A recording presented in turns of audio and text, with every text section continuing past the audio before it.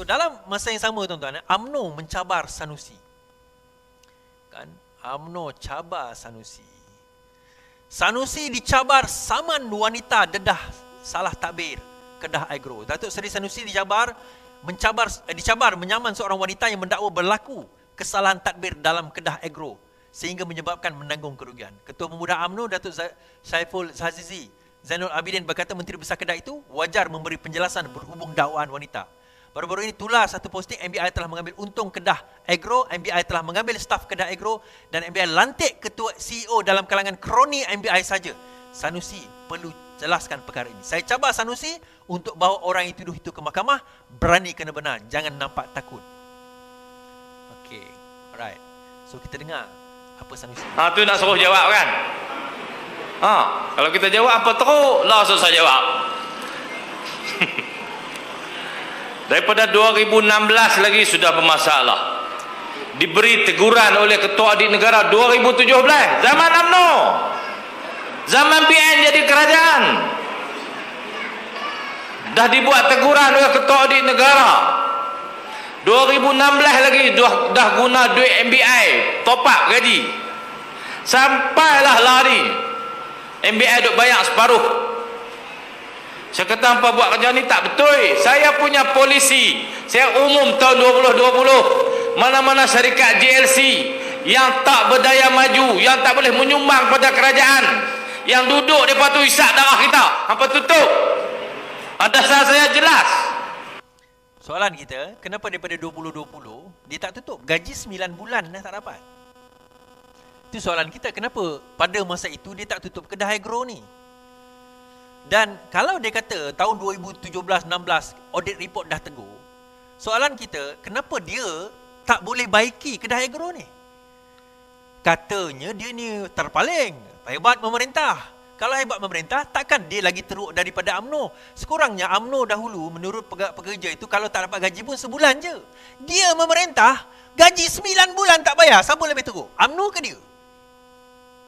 Dan dia tunggu sampai tahun 2024 daripada 2020. Kenapa 2020 tu dia tak tutup? Kenapa pada masa tahun 2020 tu, pada masa itu dia tak tutup Kedah Agro ni ataupun syarikat termasuk Kedah Tourism? Why? Kenapa tunggu 4 tahun dah buat laporan sebagainya baru nak fikir nak tutup?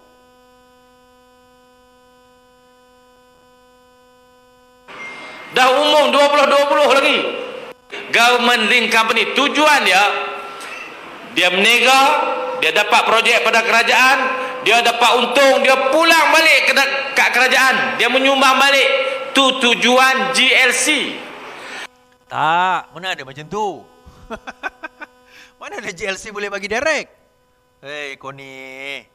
GLC dia investkan wang-wang kerajaan ni, dilaburkan balik, dapat keuntungan, antara lain adalah dia menjana pendapatan.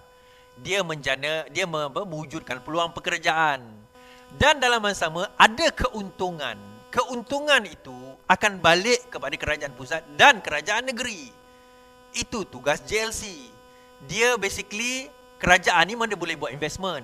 So diwujudkanlah syarikat-syarikat ini. Macam kalau federal kita ada Khazanah, dulu 1MDB. Syarikat-syarikat ini yang diwujudkan inilah yang akan menghasilkan pulangan-pulangan yang akhirnya directly or indirectly daripada segi cukai, pendapatan dan sebagainya balik kepada kerajaan negeri. Dia bukan terus dapat untung bagi kerajaan negeri, bukan. Itu bukan tugas utama dia. Kalau ditubuhkan GLC, ada 30 orang duduk kerja dalam tu, makan ke darah, kerja, menyumbang tak pernah, tapi duk kikih apa lagi. Sepanjang-panjang dia wujud, dia duk kikih apa. Tu bukan GLC, tu lintah. Dan soalan kita, kalau mereka itu lintah, hang adalah bapa segala lintah. Sebab apa bapa segala lintah? Sebab anak-anak tu lintah. Tu datang arahan daripada siapa? Decision makernya hang. Engkau yang membuat keputusan. Engkau yang akan menentukan sama ada boleh ke tak boleh, pergi ke belakang, ke depan, bagaimana keputusan itu, decision dan sebagainya. Kalau mereka itu lintah, makan daripada duit MBI, jadi hang itu adalah bapa segala lintah. Apa bapak lintah? Kan? Bapak belut lain. Bapak segala lintah. Jadi Tuan-tuan, kalau dia maki pekerja tu, dia sebenarnya satu jari dia tuning pada pekerja, 9 lagi balik kat dia. Syarikat tu bawah dia. Lainlah kalau dia maki syarikat bawah Anwar Ibrahim ke, bawah Rafizi Ramli ke, yang tu okey lah, bawah Saifuddin Nasution ke. Yalah, tak kena dengan dia. Ini syarikat dulu dia maki siapa? Dia maki Kerajaan Negeri Selangor punya syarikat kan. Bagi projek pada Vincent Tan. Kita tengok tuan-tuan sekarang ini. Siapa yang tak boleh nak berniaga? Siapa yang tak pandai nak manage? Tuan-tuan, dia kata saya nak jaga. Ni kita dengar sekejap lagi. Mana-mana JSC yang kesian nak tutup takut orang hilang kerja. Dekat tu sendiri kena jana pendapatan, kena ketua kerajaan, duit kerajaan tak boleh. Tak bayar apa? Tolong 24 ni saya khianat satu negeri Kedah punya amanah. Kerana 24 orang. Ni amanah orang ramai. Kalau 24 orang hang tak boleh jaga, macam mana hang nak jaga 2.2 juta orang? Kalau 24 orang ni pun hang tak boleh jaga, tak boleh bagi makan, erti kata gaji, macam mana hang nak jaga 2.2 juta orang? Sebab itu projek-projek yang hang bawa semua melingkup. Daripada Litar Lumba, airport, lepas tu loji rawatan air 44 tak boleh jalan. Sekarang ini Kedah menghadapi masalah air. Dekat Langkawi itu, Langkah Suka ni nak buat Widat Langkah Suka. Lepas tu nak buat Litar test. Semua tak jalan, semua tak jadi. Dengan masalah RE, dapat Kedah, orang kata Kedah Darul Aman. Ada yang kata Kedah Darul Aman ni adalah sebuah syarikat swasta. Betul, tapi pengurusi Kedah Darul Aman siapa? Yang dilantik sebagai CEO pada Kedah Darul Aman tu pada masa itu adalah bekas calon PAS Kedah. Rasuah, tuan-tuan. Jangan korang gunakan alasan, dia pakai kopiah, cakap Islam, therefore dia tak rasuah. Jangan, saya tak menuduh sana sini rasuah. Tetapi kita tengok bagaimana sekarang ini tuduhan demi tuduhan, dakwaan demi dakwaan. Dan kita tahu cerita sebenarnya, tuan-tuan. Saya tahu cerita masa dengan arwah Ustaz Zizan dulu. Saya tahu cerita tu sebab masa tu kan kami dalam Pakatan Rakyat. Kita tahu cerita Sanusi ni, kita tahu cerita dalam Kelambu. Kita tahu dia kena scam pasal investment balak di Papua New Guinea. Ni saya buka cerita ni. Sebab orang yang dia saman tu ada kontak saya menceritakan tentang perkara tersebut. Kalau Google jumpalah.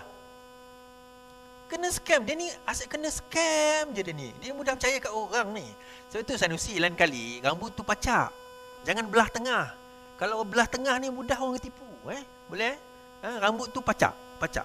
Buat macam hawk sikit, macam macam pang kan. Kalau belah tengah ni orang mudah tipu, tahu tak? Okay? Right, kesian ada orang Kedah ada menteri besar macam ni, tuan-tuan. Kesian ni hari nak raya kan, air tak ada, dengan cuaca panas ni, tahulah. Kesian kan, kesian, tuan-tuan. Itulah kita berharap insya-Allah semoga orang kata diberikanlah hidayah kepada rakyat negeri Kedah. Kan, diberikan hidayah kepada rakyat negeri Kedah, kita kata, supaya menerima, terima kasih yang ni, supaya nampak sebenarnya apa yang berlaku. Keadaan kita sekarang ni, keadaan negeri Kedah sekarang ni sebenarnya apa. Kita harap sedemikian. So penting sebenarnya kita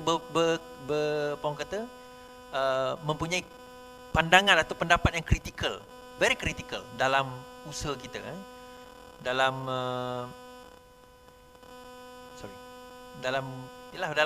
kita nak jadi sebagai rakyat Malaysia yang berfikir ni perlu.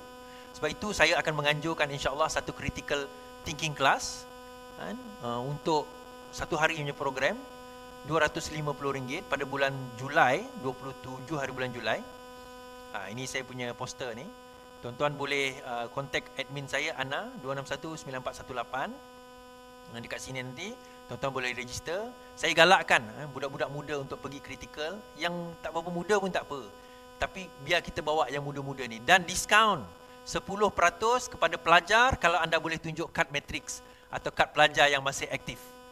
10% saya bagi kepada pelajar. InsyaAllah pada 27 hari bulan Julai. Limited place hanya untuk 40 orang.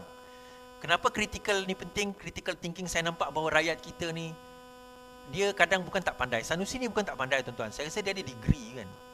Tapi ada degree je tak cukup. Kalau asyik kena scam je kerja dia. Kan? Asyik kena scam je kerja dia. Tu dia.